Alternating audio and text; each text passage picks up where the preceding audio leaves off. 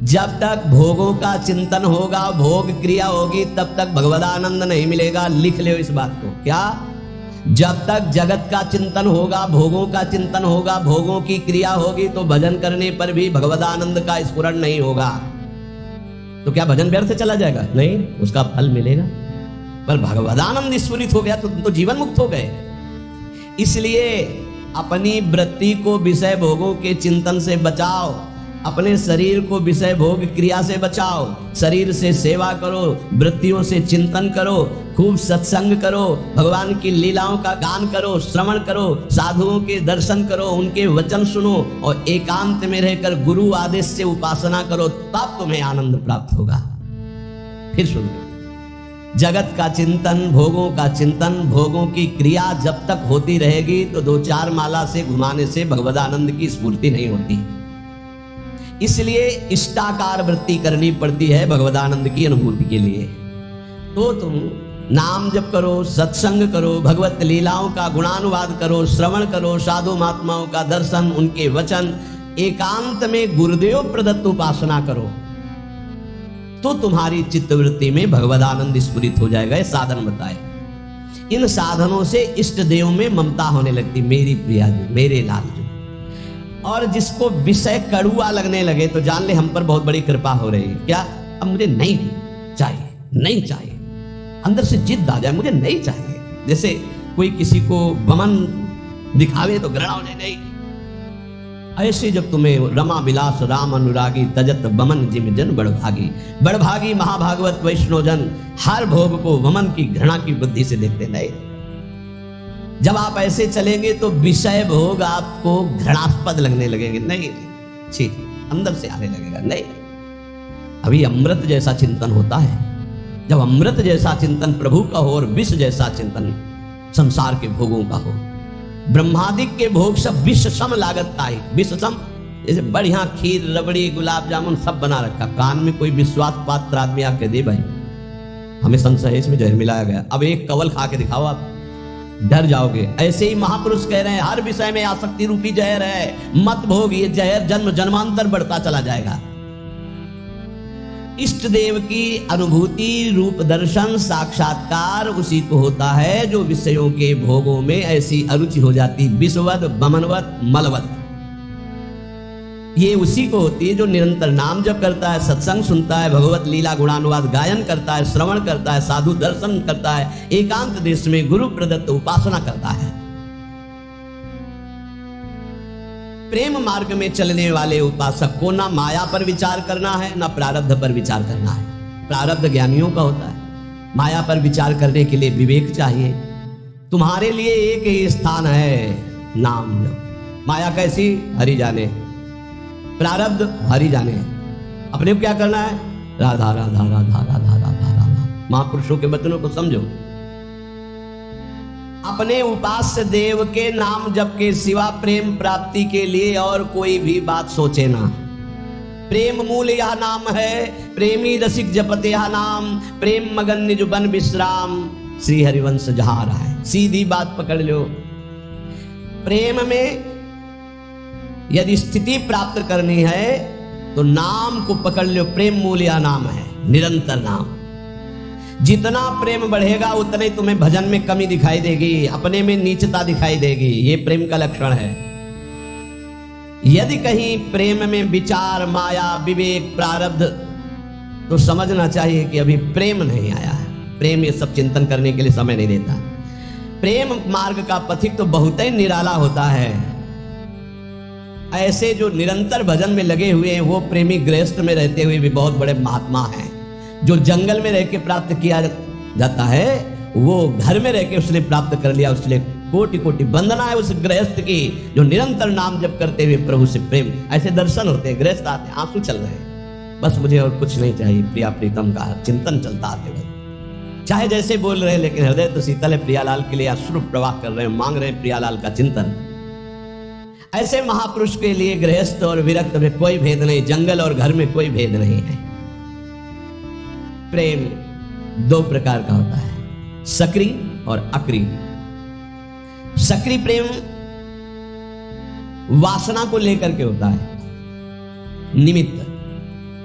देखो प्रभु आपके सिवा हमारा कोई है नहीं, हमारी ये बात बना दो, हमारा संकट निवृत्ति। यद्यपि वास्तविक को केवल प्रभु को ही अपना मानता है, ये पक्की बात है, लेकिन वो प्रभु से चाहता है, इसलिए उसे प्रेमी तो कहा जाएगा, लेकिन वो सक्रिय है, क्रियावान, निमित्त, वो निमित्त रहित विशुद्ध सहज प्रेम नहीं है, सहज प्रेम नहीं है, ये सक्रिय है।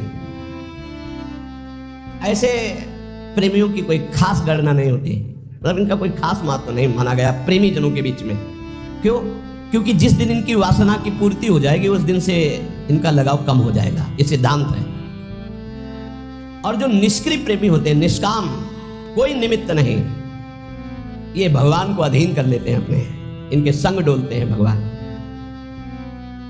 जैसे कोई अत्यंत रूपवती है पर वो अन्य किसी से प्रेम करती है, तो क्या पति उसे अपने हृदय का प्रेम संपूर्ण दे पाएगा? नहीं दे पाएगा। कोई रूपवती नहीं है, गुणवती नहीं है, लेकिन अपने पति के अनन्य है, वास्तविक प्रीति को जानने वाला पति उसके हाथ बिक जाएगा। ऐसे हमारे श्री हरि है। यदि आप कहीं अन्य भाव रखते हैं कि मेरा ये काम बन जाए, मेरा ये काम बन जाए, मेरा ये काम बन जाए, हरि को ही बचते हैं माना, तो हरि आपकी वो इच्छा की पूर्ति करेंगे पक्का। जो इच्छा करी हो मन माही, हरि प्रसाद कसे दुर्लभ नहीं, पर वो आपके अधीन होंगे नहीं, आप सौदा कर लिए हो। लेकिन जो कुछ नहीं चाहते हैं वो उस पतिव्रता पत्नी की तरह है जो केवल पति से प्यार करती, फिर पति को अधीन होना पड़ेगा उसके प्यार में। ऐसा वो पातिव्रत धर्म से युक्त अनन्य रसिक उपासक होता है जो अपने इष्ट को अधीन करे। ये जीवन का लाभ, ये क्या मांगोगे? संसार ये तो अपने आप पीछे पड़ा रहेगा, बात ये बाधा रूप में मिल जाएगा जिसे तुम मांगना चाहते हो। चलो तो आगे प्रेम मार्ग में।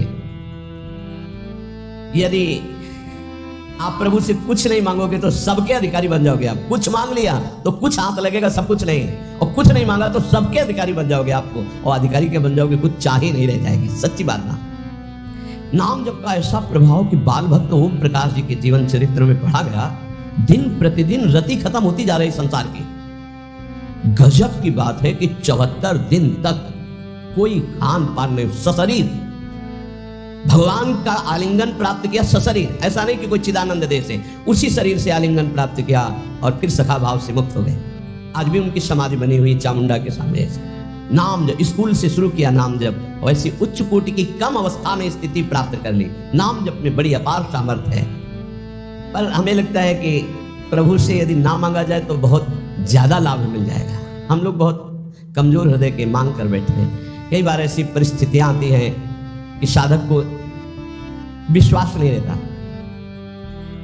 विश्वास ही नहीं रहता, जैसे बड़ी भयावह परिस्थिति आने वाली है और उसको लगता है पता नहीं भगवान जानते कि नहीं जानते, सुना कि नहीं सुना। हे भगवान आप ये काम बना दो, बस आप इस विकट परिस्थिति से निकाल दो नाथ, बस जीवन भर भजन करेंगे आपका, प्रभु प्रभु आप बचा लो बचा लो। तो जब बच गया तो आप देख लेना वो जो आपकी प्रीति थी प्रभु से कम हो गई, आपका जो अपनापन था वो कम हो गया। ऐसे आप अगर 100-200 बार ऐसे मांगते चले जाएंगे तो आपका भजन ही क्षीण हो जाएगा, आपका भाव नहीं बन पाएगा प्रभु के प्रति, ऐसी स्थिति आ जाएगी। सच्ची कहते हैं यदि तुम्हें वास्तविक बात समझ में आ जाए मेरी, पूज्य बाबा कह रहे, आनंद ही आनंद तुम्हारे जीवन में रहेगा यदि तुम प्रभु से कुछ न मांगो तो। जा ही न चाहिए कबहू कुछ, नहीं चाहिए, नहीं चाहिए। वो स्वामी को अधीन कर लेता है, ये बात आप अच्छे से समझ। अगर आपने कुछ स्वीकार कर लिया तो वो फिर बिकेंगे नहीं, वो आप ना ना ना तो वो बिक जाते हैं। ऐसे उदार स्वामी, ये अंदर की बात है, पकड़ लो अगर पकड़ पा रहे हो तो मांगोगे तो कोई नाशवान। और जब आप मांगोगे नहीं ना, वो देख रहे हो तुम जो हाय हाय कर रहे हो कि विपत्ति हटा दो, उससे ज्यादा उनको परेशानी है। आपको विपत्ति में वो नहीं देख सकते। बड़ा सर्वाश्चर्यमय, मतलब कैसे तुम्हें बताए, वो बड़ा आश्चर्य में। कल की बात, एक सखी जिसको भारी कैंसर, यहां से ऐसे मवाद बह रहा कि वो बैठे तो पूरा वातावरण दूषित हो जाए, कोई पास न बैठे, ऐसे कैंसर का स्वरूप। आए और शिष्य आए और कहा कि अब तो मैं मरने आई हूं, बस 2 महीने में डॉक्टर ने कहा मर जाओगे। और कल उनकी रिपोर्ट आई, बताई गई कि कैंसर ही नहीं है। जब उनको सब साल 1.5 साल से 2 महीने मरना था, 1.5 साल तो हो ही गए। अब वो कह रहे कि अगर साल 1.5 साल कोई स्फुरना ना हुई तो आजीवन के लिए खत्म। क्या लीला प्रभु, केवल आश्रय, भगवत आश्रय। और वो ये नहीं चाहती है कि हमारा कैंसर ठीक, वो यही चाहती थी कि बस इस रज में प्राण निकले, मैं श्री जी की सेवा में जाऊं। तो श्री जी कहती है और सुनो हमारा यश, अभी और नाम जप कर लो और फिर आओ हमारे पास। एक बड़ा आश्चर्य देखने को मिलता है कि ये चीजें विश्वास के लिए कह रहा हूं, ये चीजें मतलब जहां कोई गुंजाइश नहीं है, ऐसी स्थिति है कि जब पहले बार डॉक्टर देखता है तो कहता है बस जितने दिन हैं उतने दिन हैं। जहां दिनों की बात थी वहां 1.5 साल तो अब हो गए और सब हट गया और स्वस्थ है, कोई दवा नहीं, आनंद पूर्वक ऐसे नॉर्मल दिनचर्या चल। ये क्या है? उन्होंने मांगा नहीं था कि मेरा कैंसर जाए, उन्होंने चाहा नहीं था कि मैं ना मरूं, वो बस यही चाहते थे कि जल्दी मरूं और श्री जी के पास जाऊं। श्री जी के सिवा उनका कोई भरोसा नहीं। उसका चमत्कार देखा। अरे यार वो सब देख रहे हैं, वो सब जान रहे, काहे को मांगोगे, काहे को अपने प्रेम में कलंक लगाओगे? आगे से आगे वो देख रहे। नारायण दो बात सो और अधिक नहीं बात, रसिकन को सत्संग नित, युगल ध्यान दिन रात। सचमुच सचमुच बाबा लिख रहे हैं, नारायण स्वामी कह रहे हैं कि भगवत प्राप्ति के लिए इन दो बातों से बढ़कर और कोई बड़ी बात नहीं। रोज सत्संग सुनने को मिले और युगल सरकार का नाम जप करते हुए ध्यान करने को मिले। राधा वल्लभ लाल को हृदय ध्यान मुख नाम भगवत प्राप्ति हो गई। दो ही बात, रोज सत्संग सुनने को। रसिकन को सत्संग नित, युगल ध्यान दिन रात। तुम्हें हम बताते हैं कि जिनको ये भ्रम हो कि गोपी जनों से एक क्षण के लिए भी भगवान गए तो कभी नहीं गए। पूज्य बाबा कह रहे हैं, अरे भक्तों से एक क्षण के लिए भी कभी भगवान दूर नहीं होते। गोपी तो भक्तों की प्रेम ध्वजा है भक्ति की, इनकी ताकत क्या है दूर जा सकते हैं अपने प्रेमियों से। आप ये समझ लो कि आज भी जो भक्त भगवान के सिवा किसी से अपना परिचय नहीं रखते, भगवान उनसे एक क्षण भी दूर नहीं। और फिर वृंदावन तो इनका घर है, वृंदावनम परित्यज्य पाद में एकम न गच्छति, तो कैसे कहा जा सकते हैं? भक्त के अधीन भगवान है। ये वैसी भक्त की बात है जो कभी भगवान से कोई मांग नहीं करता है, उन भक्त की बात है। आप देखना चाहते हो कि वृंदावन में भगवान साक्षात यहां विराजमान है। अपना संबंध किसी से मत रखो, न देह से और न देह भोगों से, न देह संबंधियों से। अगर मिल न जाए तो कहना। उन गुरुजी का नाम रघुवंशी, शायद रघुवंशी या कुछ ऐसा ही नाम। ये जो धर्म सम्राट करपात्री जी का विद्यालय, संस्कृत विद्यालय है, जो बड़े बड़े महापुरुष जन उनसे पढ़े हैं, गायसाई नाम। वो पहली बार जब काशी से वृंदावन आए, बड़े ही महाभागवत नाम जापक धर्म मर्यादा के अवसर, गुरु रघुवंशी जो क्या है स्मरण हमें नहीं है। वो जब आए वृंदावन, उस समय और वृंदावन का स्वरूप लता प्रकाशम, तो सीधे पहुंचे जुगल घाट। ये रोड नहीं बना हुआ था, तो उधर से ये पता चला कि परिक्रमा मार्ग में है कहीं, तो यहाँ था करपात्री जी का, तो युगल घाट पहुंच गए। वहां जब पहुंचे तो अंधेरा होने लगा था, तो सोचा किससे पूछे, वहां कोई दिखाई नहीं दे रहा। तो पहली बार आए थे, नया नया खुला था धर्म सम्राट करपात्री जी का है जो संस्कृत विद्यालय, उसमें आचार्य रूप में आए थे। देखा एक पीतांबर पीत वस्त्र धारण किए हुए हाथ में, जैसे गुरुकुल में पढ़ता हुआ विद्यार्थी। गुरु जी दंडवत, दंड। हमें लगे कि गुरु जी तुमको जानना चाहते हो। बोले आप मैं विद्यार्थी हूँ, सेवा कुंज में रहता हूँ।